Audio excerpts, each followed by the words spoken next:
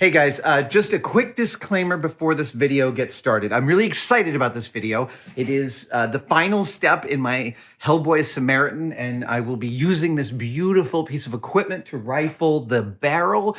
But the disclaimer I want to give is that it is not a barrel, and it is not a pistol, and it is not a firearm. It is a thing shaped like those things, but not made out of materials that can be used to do those things.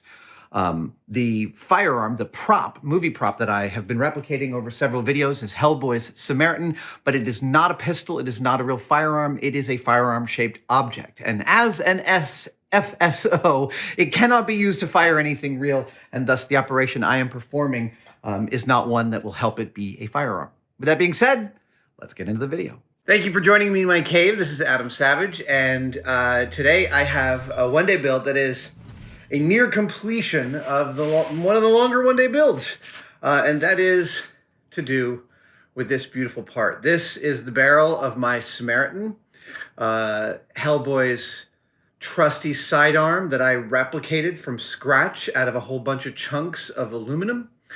And I had one more building step to go for the Samaritan, and then it was on to painting and treatment. And the building step involves this, the barrel. There we go. Okay. So there's my barrel. And you will notice, yeah, I've got some details that are in it, but you will notice that my barrel is smooth. And in case you didn't know, gun barrels are not smooth. They can be smooth. But when they are, they tend to lob their bullets, not fire them.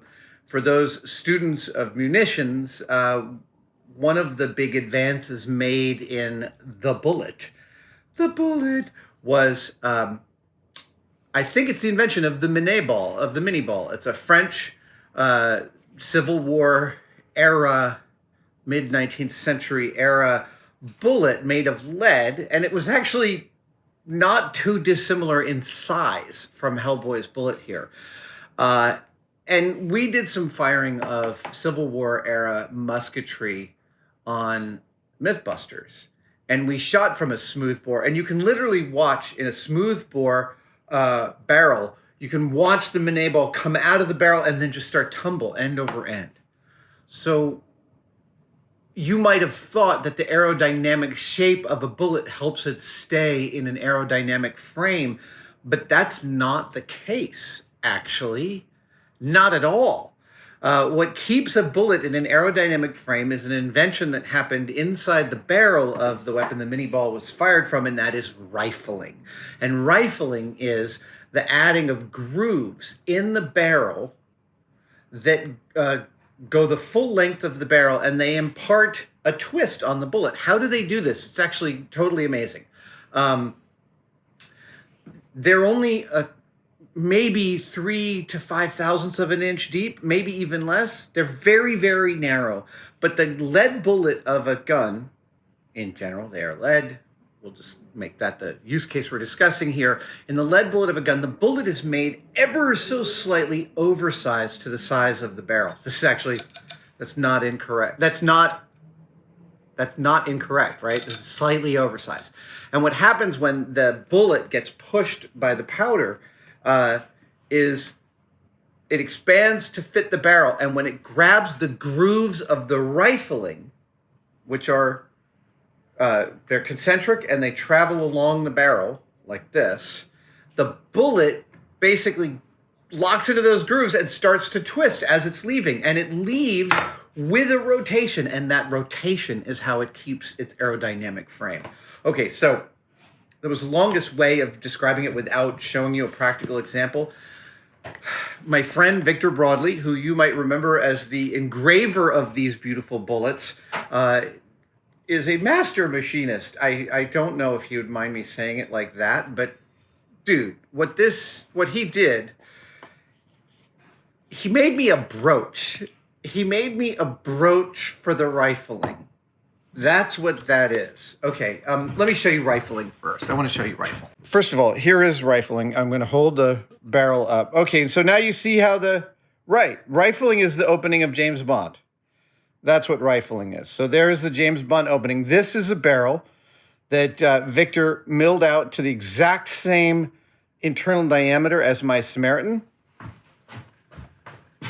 So these two are identical in their internal bore.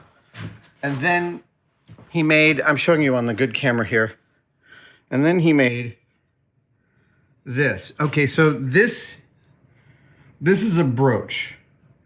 And if you look at the major parts of this broach, you'll see there's 4 main rings of these ribs. So how does this work? The way this works is that the broach goes into the barrel this way. Each of these little tiny edges is a cutting edge. In fact, it's got a slight negative rake on it. That means it angles back from the front edge. And it peels out when you feed it into the barrel. When you feed it into the barrel, each of those leading edges starts to peel a little metal in front of it. But this group of cutting edges is slightly taller than that one. And this group is slightly taller than that one. And this group is slightly taller than that one. And together they clear about 5/1000ths of an inch to create exactly this kind of rifling in my smooth bore Samaritan barrel. Okay. So that's what a broach is. A broach is a cutting tool, and there are many different versions and many different kinds. There are many different versions, there are many different kinds, but many of them operate on this principle of multiple cutting edges, each one a little bit taller than its predecessor, so that each one isn't having to do too much work. Broaches are used for cutting keyways in motor slots. They're used for cutting, they're used for cutting the hex ends of hex bolts and stuff like that. All sorts of different shapes. Internal pinion gears. Broaches can be used for many, many different things. Victor handmade this one. He actually connected a gear train to the crossfeed on his mill and his indexing head, which is that rotating, spinning head that I've used a whole bunch, in order to mill these. And then this is hardened steel. It was vacuum hardened. One of the difficulties with heat treating steel is that you can get a lot of oxidation. So this was heat treated in a vacuum, i.e. no oxygen, i.e. no oxidation. And this is such a pretty piece of equipment. So I am going to use this broach to create this texture inside this barrel. And then that will be the last construction detail on the Samaritan. And then it's time to send it out and have it colored black. Yeah, I'm very, very excited. Okay, so how am I going to approach pushing this broach through this barrel? It's going to take a lot of energy. It's going to take a lot of force. I could put it in the mill and slowly push it like this, but I actually think I need more force than that. And I mean, I could put it in a lathe and try that, but again, that's not,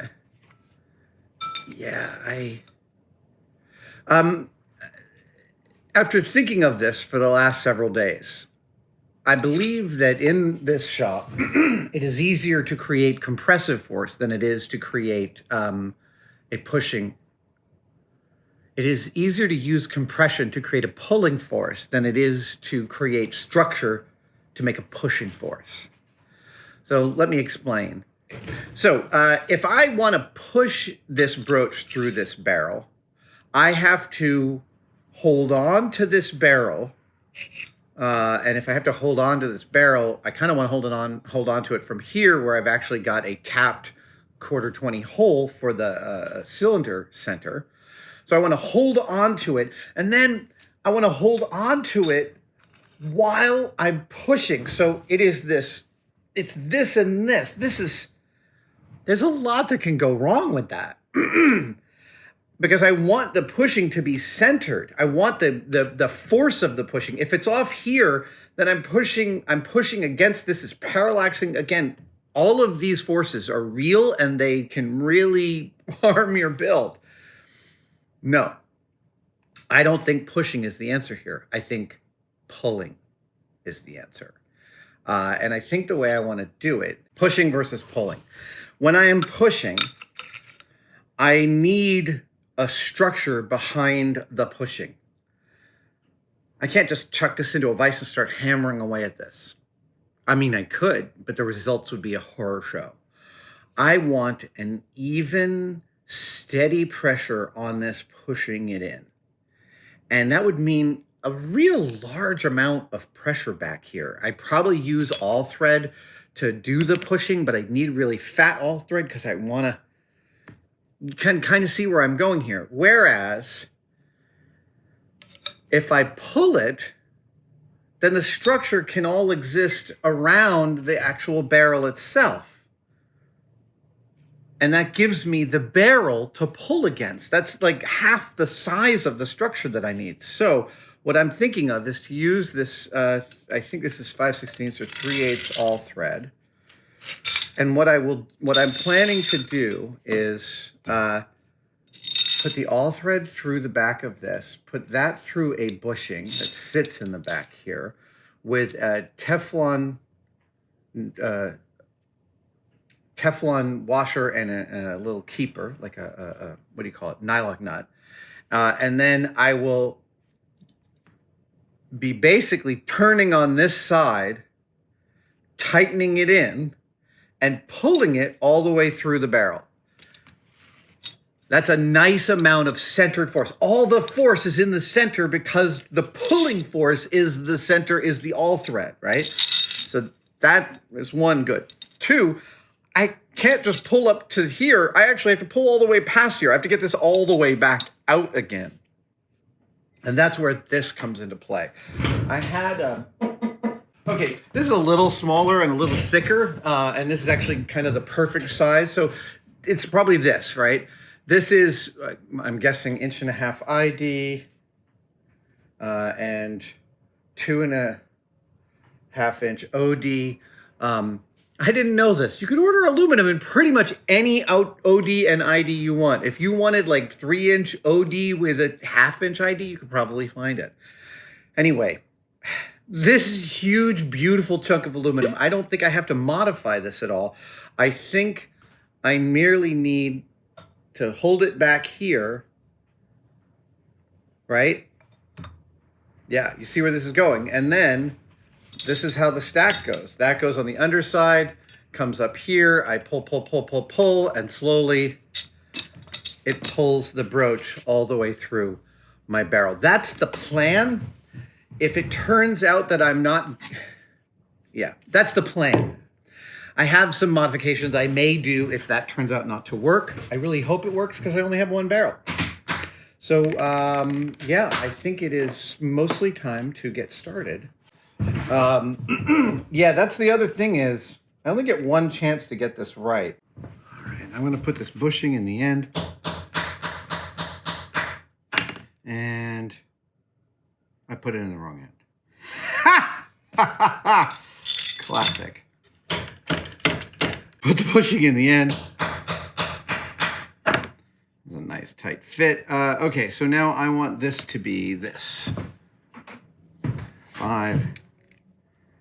Yeah, 0.375. The degree to which that does not move is deeply pleasurable to me.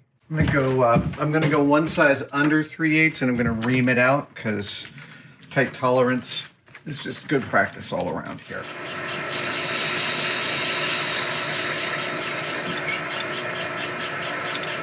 Oops. Went too fast and my bushing got grippy is what happened. So let's knock that off.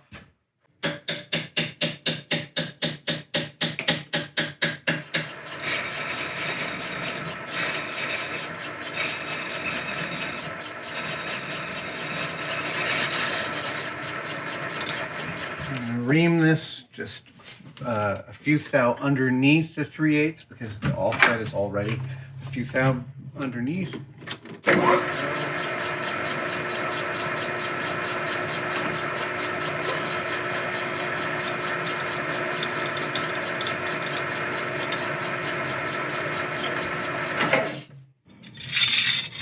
Great. Okay, so now what I'm going to do is I'm actually going to use, this is Teflon. I'm going to machine a little Teflon block that goes between the end of my nut and my barrel, and that should provide a really nice slipping force. So I'm going to bore it out, and then I'm going to machine it down.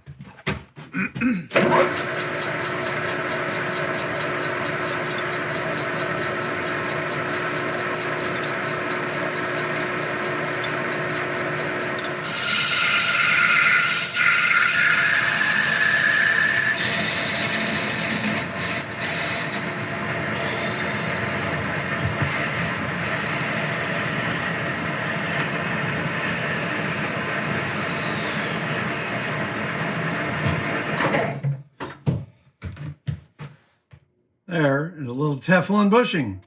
Okay, so all thread comes through the barrel.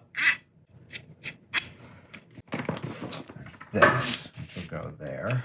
God, that almost doesn't even need an alignment tool because it's just gonna push, it's gonna literally pull from the center of this whole thing. Right? See that? Come on. There we go. I need a chunk of aluminum with a thread, with a 5/16 threaded hole. That's going to be where all the action is. This is pretty good. This is an old piece of equipment I had. Yeah. So if I'm pulling here, yep. Okay, I think I figured out how I want to do this.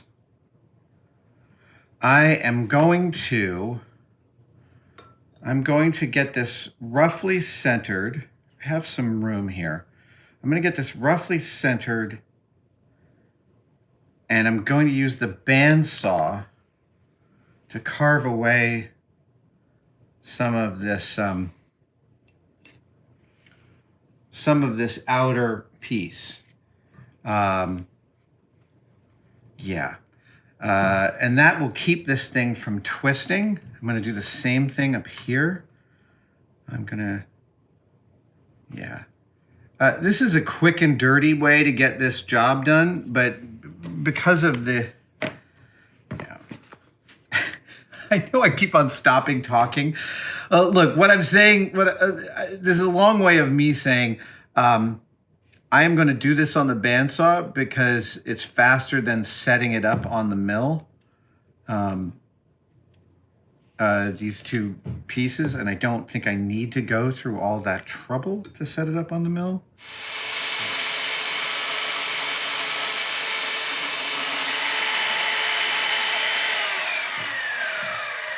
New plan.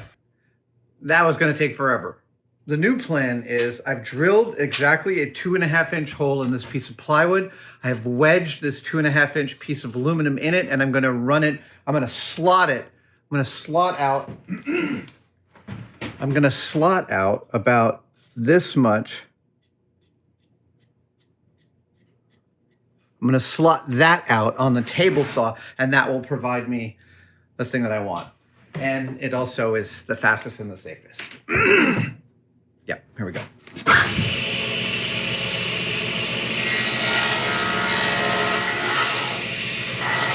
Nice and gentle, and I know that these are all parallel.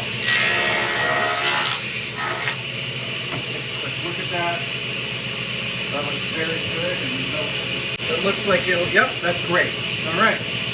We'll do out the middle.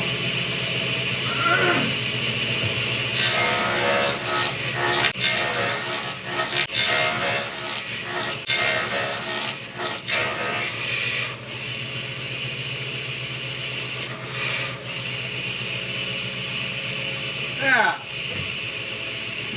See that? That's great. I'm going to do the same thing on this side, and then we'll be done.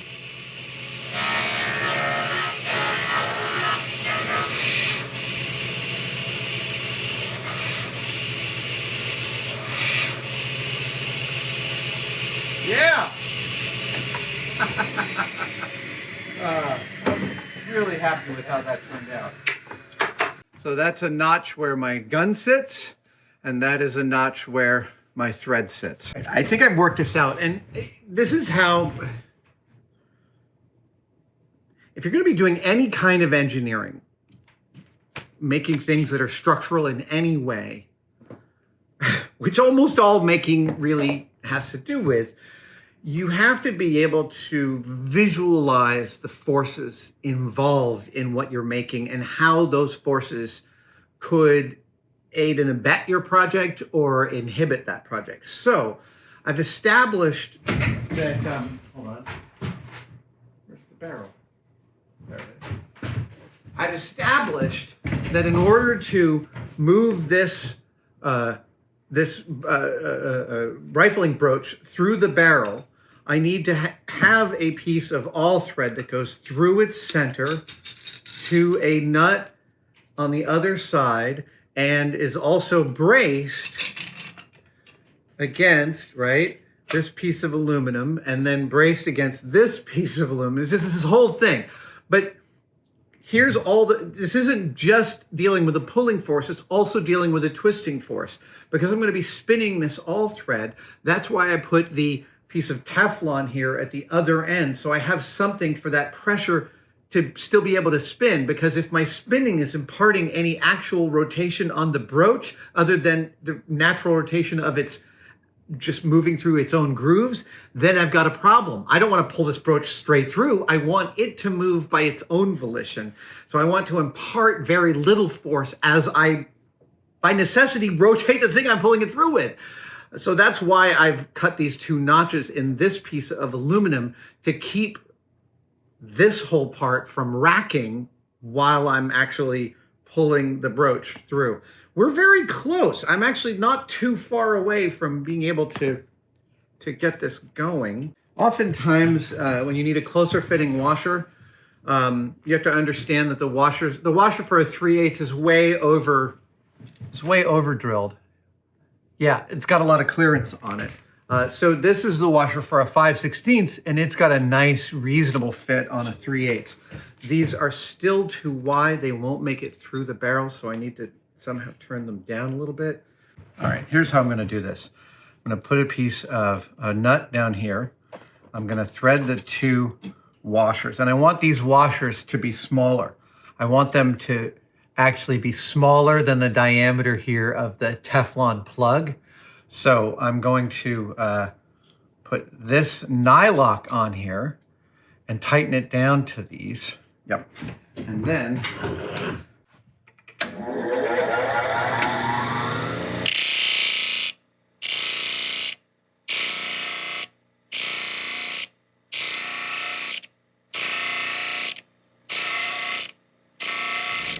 all right, there we go.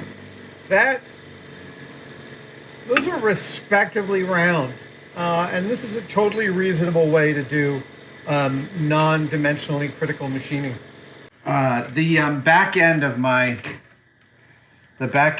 all thread is problematic. So I'll just put this in on the front end, and I've got a new nylock here. Then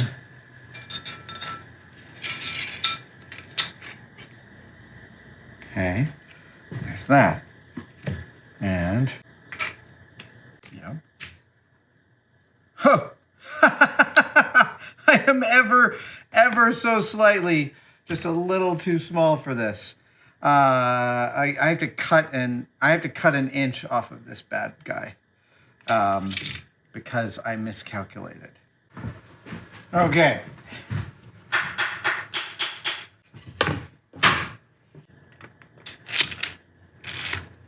And then that goes there. Okay, so yes. Now I need to drill a hole through, the center of that. And that's a 3/8 hole. I'm going to do that on the drill press. Drilled the hole. I am going now to tap this hole.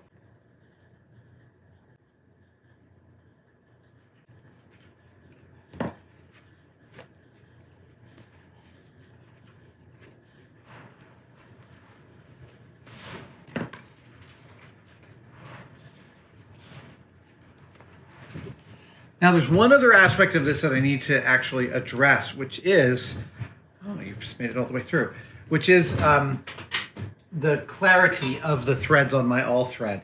It's not the neatest piece. It looks a little munged. So in order to make sure I can actually pull the thread all the way through this threaded hole, I'm just going to run a nut all the way down it and make sure that the thread is clean. And if it's not, I have ways to clean it up. There we go. That's a nice 3/8" hole. Look, I could have made doubly sure that this was perfectly vertical, but it wasn't mission critical for it to be, so I decided to save that 5 minutes. Not all the way down to there. So I can already see that that thread is munged right there. So I'm just going to clean. This thread is munged here. See that? See that? That's going to keep a nut from threading on there. And you can see how that's already proud. So I'm going to use that sander to clean this up.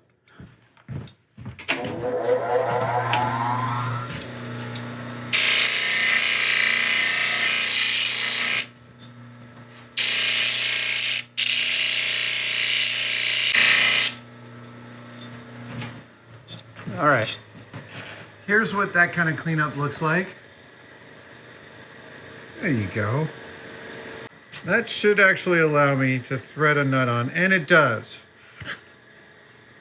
So the goal with that kind of cleanup is, instead of going I go straight down a little bit and then I do this chamfer spin. And that really helps ease in the threads to the nut. And now, well, now I'm going to thread it all the way down here and just make sure that this all thread is clean.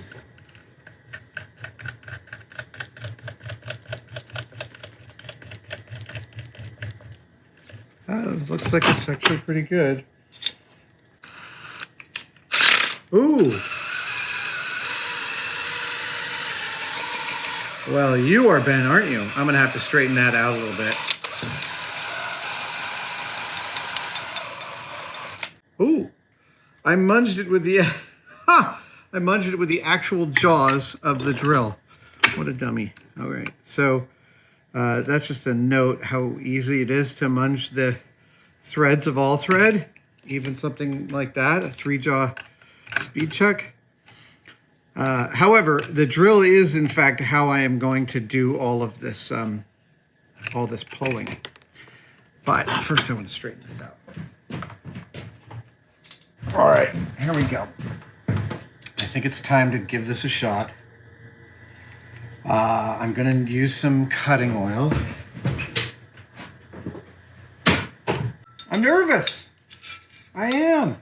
I'm just going to put a little tape on either side of this gun barrel so that I protect it and don't mar it. I don't want to. If I was to go through all this trouble and my gun barrel is somehow overly marred, that's no good. So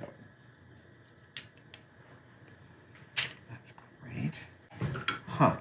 All right. I have an issue here, which is that I'm trying to thread this through this hole, and I haven't made sure that it'll clear that hole. I made a nut. Ooh. Yeah, I have to do a little bit of work.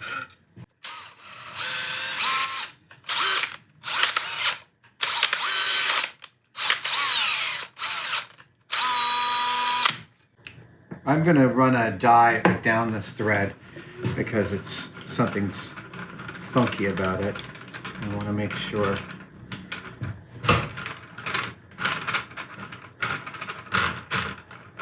That seems like it's fine.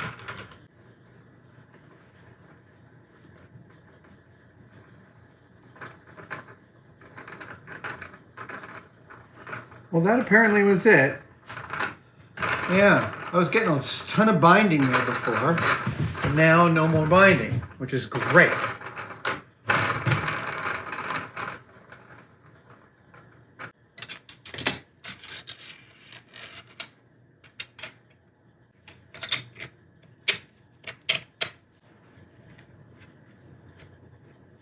Okay, there we are. The whole system is under tension.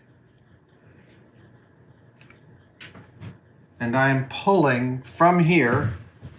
So here's what I think I'm going to do. I'm going to hold the barrel in the cork jaws of my vise. I am going to make sure I'm mostly centered over this. That looks pretty good. I'm dropping some tapping oil down the threads. There we go. Yep. I just want them all to, yeah. So now, here's how I'm thinking about pulling this. I'm thinking about just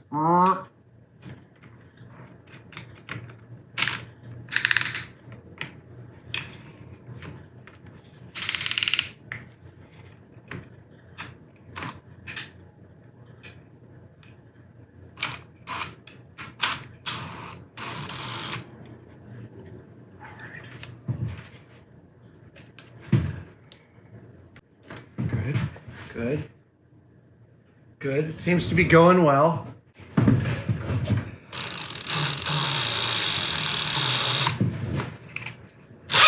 Ooh.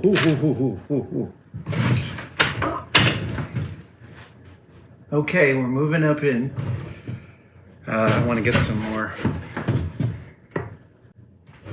All right.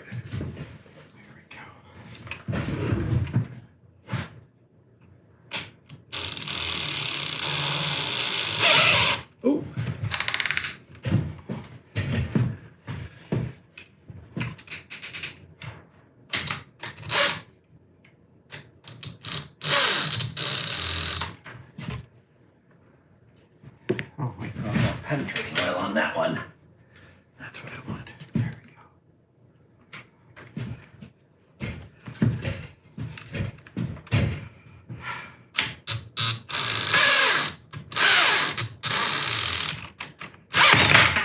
Whoa! Oh! Oh, okay. So what happened? What did I do wrong? I unwound it, is what I did. There was so much pressure. I unwound it. So also, my Teflon was expanding. That doesn't work. I'm going to try this again. And see if I can't get better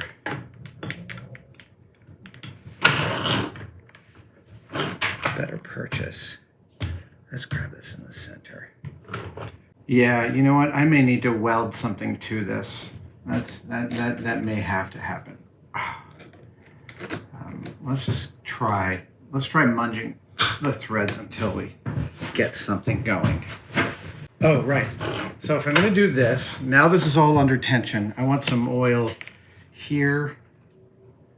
I want some oil here. Some penetrating oil. Yeah. It is a lot of force, man. There's a lot of force going on here. This is more than my drill can do. But it is unwinding. Okay, it is unwinding this thing. So clearly, I need a better gription here. As I'm pulling this through, the issue is this nut is unwinding. This nut here is unwinding, so I'm going to drill it through and put a spring pin in. Otherwise known as a roll pin.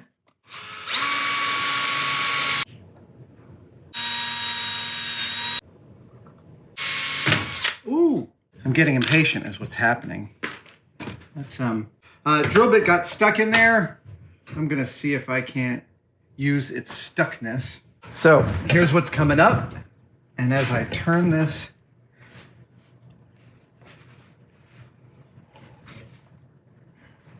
yep, I'm getting all the turning.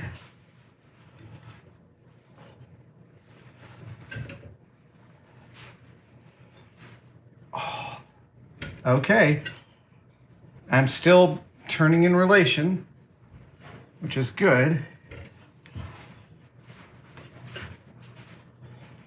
And everything else is staying stationary. Let's give this a little more penetrating oil down here just to, let's also get a little cutting oil into there. I'm on my second set of cutters. That means I'm on that second ring of cutters.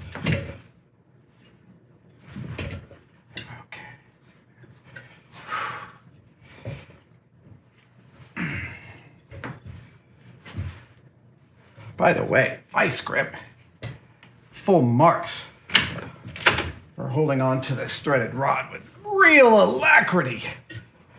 That's great.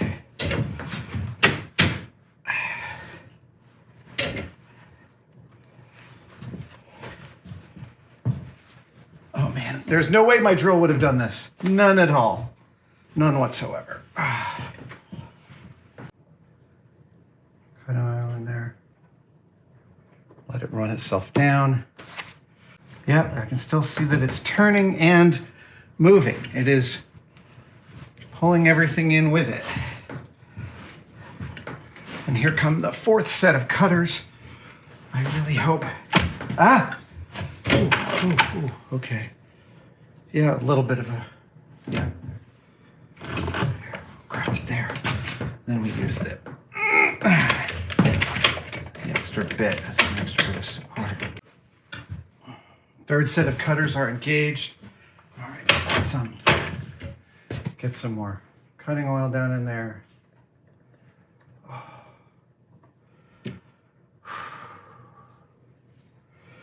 So it's slowly moving in.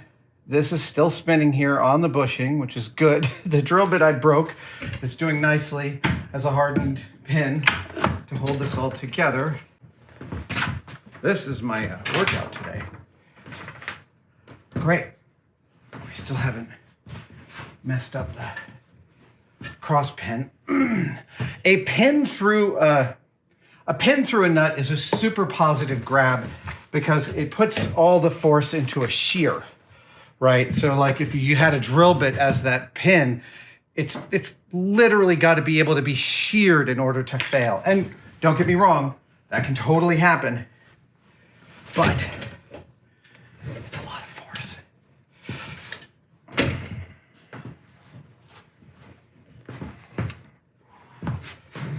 I call this machinist Tai Chi. Our third set of cutters is already in and moving down. As far as my concern about marking or marring the barrel, I mean, the fact is the barrel gets completely marred. Get some penetrating oil in there. The barrel gets completely marred anyway because the shooting version was heavily weathered. Oh, okay. I think we've now almost reached the limit of the vice grip's ability to hold on. Yeah, let's see if I can get a second set on there. There we go. Oh, 2 is twice as nice.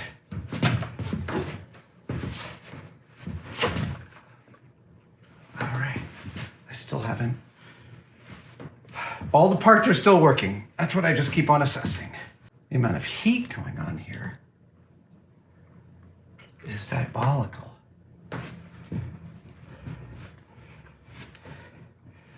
But then friction is a really good source for heat.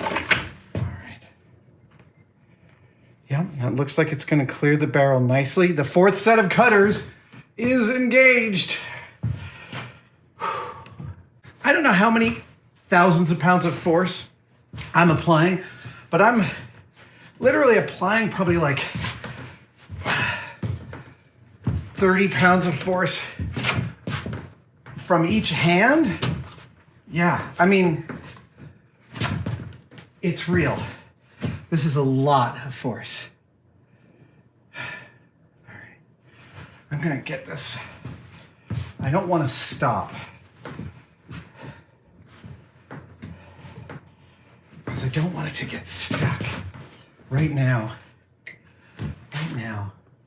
it has the potential to get hot and change its dimensions. So I'm just going to get some cutting oil. There we go. Letting it drip out the bottom. That'll help carry away some of the heat. Let's get some in there. The thing about heat is that it can change the dimensions of your parts. And that's where it can cause you some real difficulty. So if all of a sudden, Anyway, I'm sure someone could figure out how many thousands of pounds of force I'm applying by the requirement of about what feels like about 75 pounds of force on these handles. So 75 pounds of force moving laterally against a 3/8 18 thread. Come on, physics nerds. Let's work it out. Okay. Nice. Good. It's a lot cooler. Excellent. Still looks like we're doing good. I'm not going to pause too long. Still haven't cleared the bottom of the barrel. Literally, the bottom of the barrel.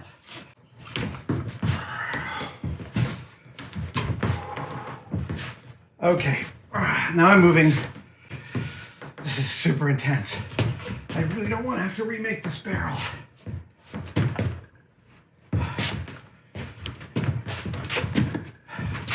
It feels like it's gotten a little bit easier to move, which makes me wonder if I haven't broken through the top. No, not even close. I'm still getting rid of lots of material. So, what's happening in the barrel? Ooh, that was problematic. What's happening in the barrel is that 4 sets of cutters are moving at once. Ooh.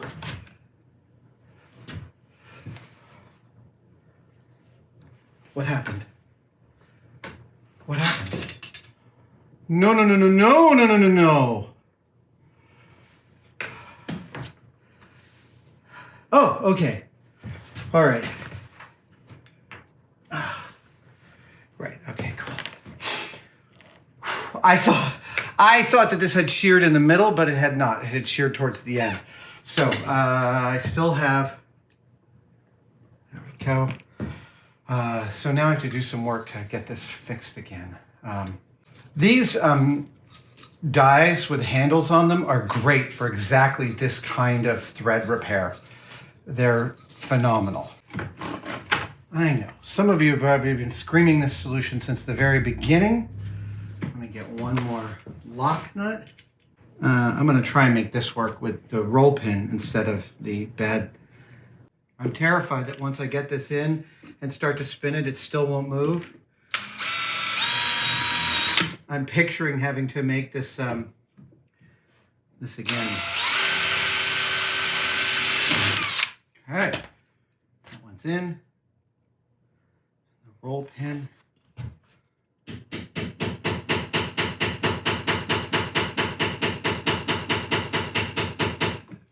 Roll pin is in. First, I want to cool this off, and then I want to grind down the sides of the roll pin. Here you can see the roll pin all the way through. That is a shear force, and I've got a second nut stopping that nut from moving. So I just ground those down so that they clear the sides of this and allow this to continue its journey. All right, so we had a total failure of the rig, and we're back up and running just a few minutes later. So I'm gonna continue to attempt my onslaught. And I haven't broken through the top yet. That looks pretty good, and so does that. I'm running steel against a bronze bushing, which really I feel like should be a reasonable amount of the... Okay, I see. One of my issues is that I've got steel against steel. All right, so I've got to unmunge these threads that I munged while grabbing them with the vice grips, because what's happening is the nuts are turning against, my steel nut is turning against my steel washer, and I thought the nut would grab the washer and spin it against the bushing, but it ain't. There we go. Okay, we're back to an orientation that I like.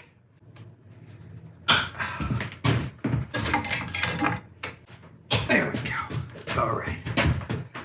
Yep. Okay. Now you're spinning against the bronze bushing And that was bad sound. I wonder what that sound was. Oh, that was the sound. Oh, oh God. Are you serious? Did you just give up that ghost for me? I'm just really hoping I haven't accidentally locked this in the barrel.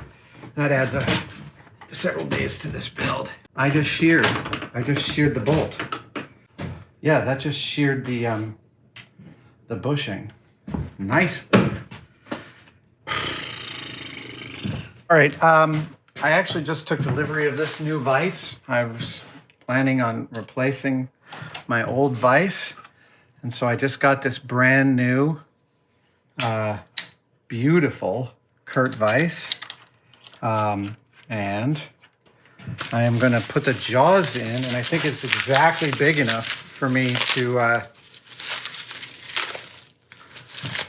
to be able. Huh. All right.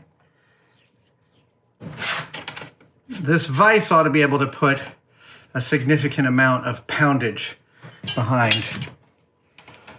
this broach. Here's hoping. Yeah, I'm terrified it's stuck in there. Okay, so there we go. Look at that. Great.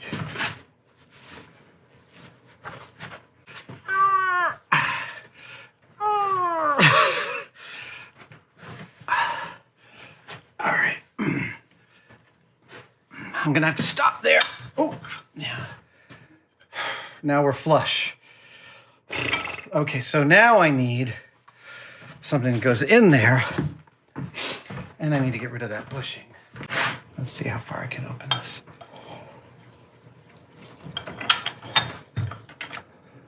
Not this is smaller. That will fit. Oh yeah, okay, good. That will fit. Great. Okay, so when I'm almost done burying this in the end, that's when I know I am close to the edge. Better mechanical advantage.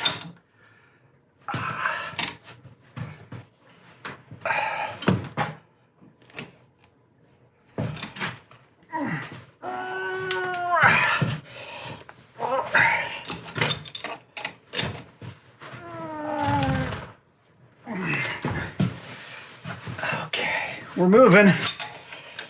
I know, I still don't know quite how to work it out when I get to the other side. Yeah, I still have to solve that problem. How to clear the broach so I can get it out of the other side. No, I'm solving one problem at a time here. I'm actually gonna be sore tomorrow from operating a vise. Okay. We're almost there. So that's the other end of the thing, and the rifles are looking, they're looking real. Dude. I have one weird start there, but the rifler is moving its way through. The hole's quite nice. Oh, you can't even see that. Hold on. Okay. We have some progress, but now what? Now, no, I can't do that. I can't go offset.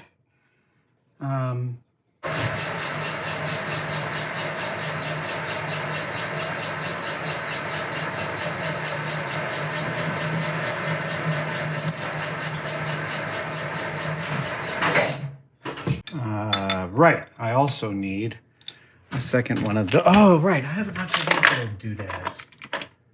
Yeah, okay. I have a whole bunch of little chunks of steel. All right, let's try that. Yeah.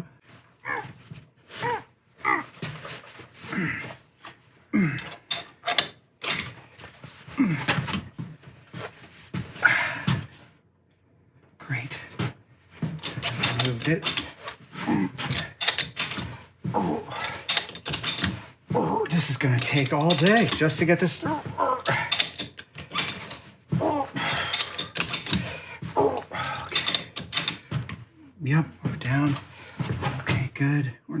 rubbing. Terrific. Okay. So now we're moving through. God, I hope this works. This is all just going to be done in a number of increments. Great. All right.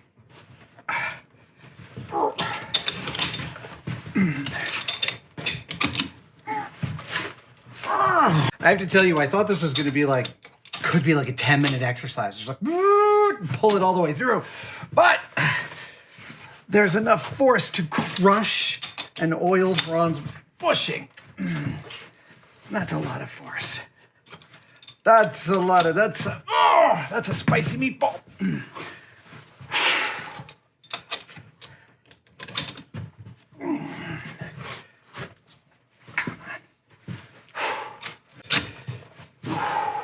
Okay, let's see how we're doing. Oh, we still have way more we could go there, which is good. Just a little keb full of little chunks of round steel. Useful to have around.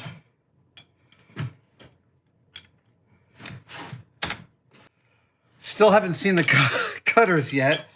Still hoping to see the cutters someday soon.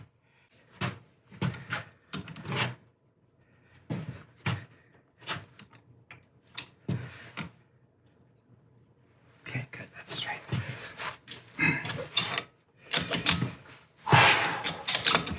Oh, I'm really going to enjoy the reward of a Pop-Tart at the end of all this.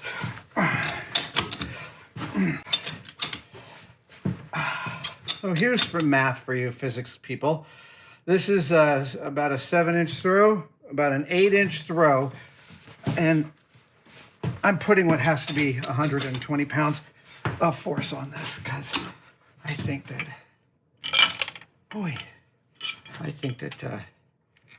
my wife could stand on this and it wouldn't move. Hey there. But we have our first glimpse of the chips from the cutters. They're moving. And now you see why there was a space between each set of 4 cutters. It needs to have a place for chips to go.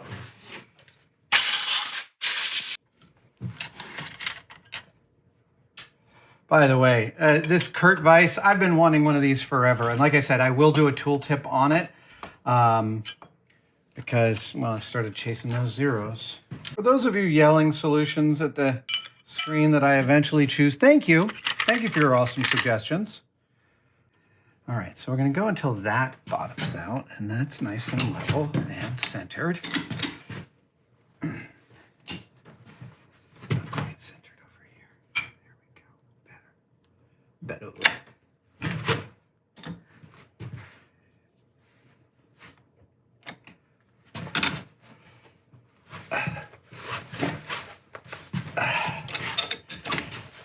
This should get easier as the cutters break through. Actually, maybe it shouldn't.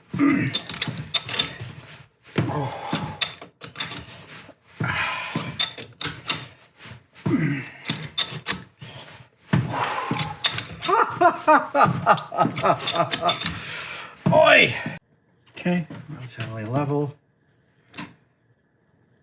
relatively straight. Right.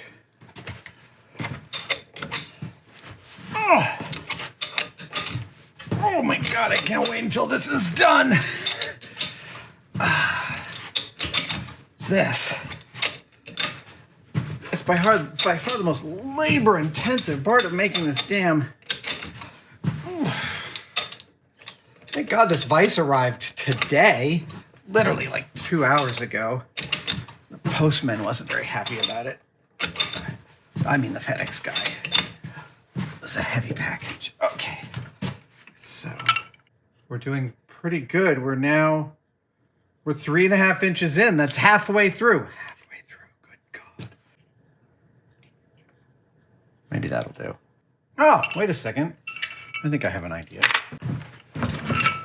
Bingo. Bingo. Yeah, that'll do it. I bet.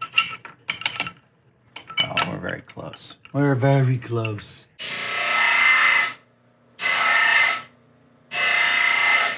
All right, I'm using my second vise, my Edelweiss. It's not an...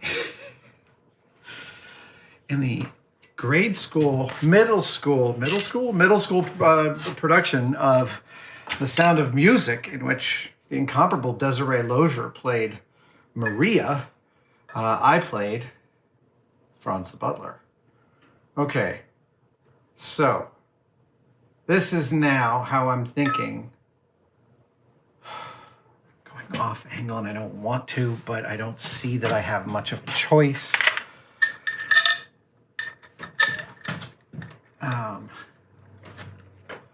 Let's see if I can get any purchase on movement, all right? That's the thing. If I can get any purchase on movement. This is, and again, I wouldn't do this if this wasn't my former vice that I'm doing this to, because I'm mounting, I don't love it. I don't love it.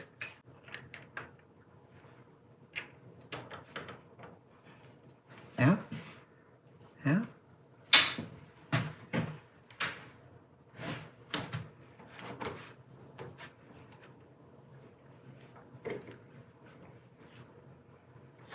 I'm going to shear that screw. I'm going to shear that bolt. Well, let's see if I can actually get movement. I can! Oh, it's moving! Oh my God, this is... And it's not scraping. Okay, great. Oh my God. Okay, still not scraping. Good. Oh, it's getting easier by the turn. Still not scraping. Good.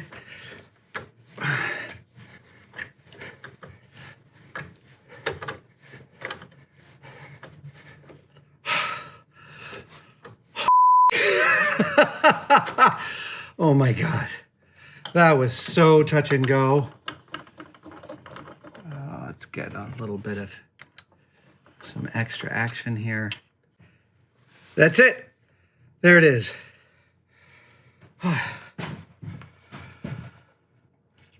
That is 1, 2, 3, 4 sets of cutters clear of the barrel. Oh, yeah. And now it's just fingers. Oh. Holy hell. That was a thing. Woo! The broach looks wonderful. And the barrel. There you go. The front barrel. All the Samaritan's now James Bond gun. Oh, it looks so great. Victor. Oh. So,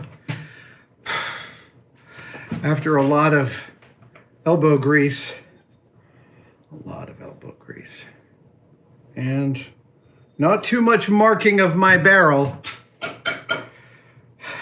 I have successfully rifled the barrel of the Samaritan.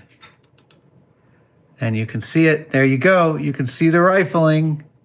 Look at that. Look at how pretty. Da-da, ba-da, da-da-da, da-da-da-da. It's probably illegal for me to even hum that much.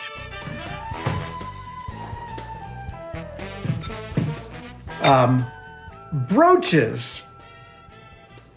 Look, the reason that was so hard is not because Victor designed this brooch poorly. I gave him an internal measurement down to the 100th of an inch. I think it's 0.817, 816.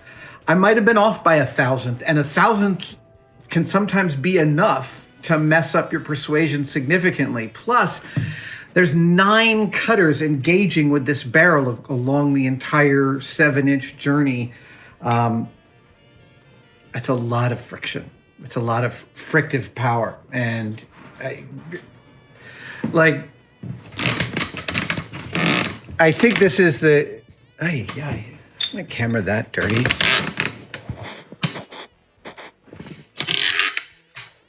Hi. That's much better. Ish. Our barrel of the Samaritan is now rifled. That is the last mechanical task on the Samaritan. And it goes into the bucket of parts, and now I'm going to send it out to be blackened. That feels like a real milestone. I've been kind of waiting on tackling that for a few weeks now. Well, Victor and I have been talking about it. He sent me the brooch just about 2 weeks ago, maybe a week and a half. And I'm excited about this blackening process. It's the first time I'm trying it on a prop. We'll see if it serves the needs that I have.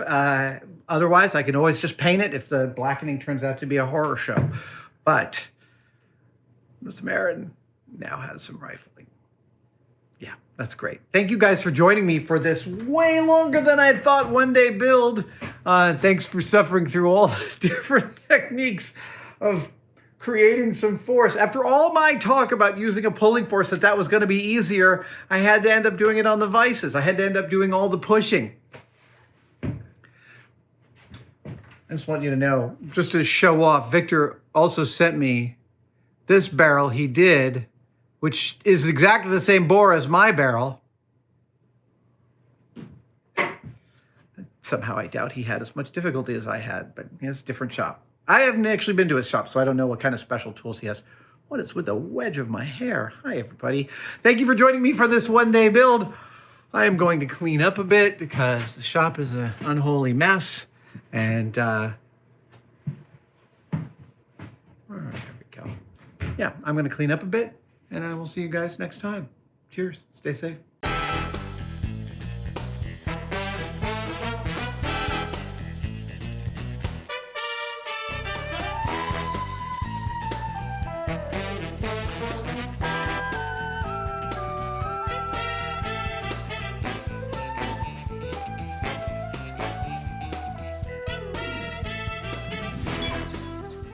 Thank you guys so much for watching that entire video. If you would like to support Tested even further, well, I'm here to tell you that you could become a member.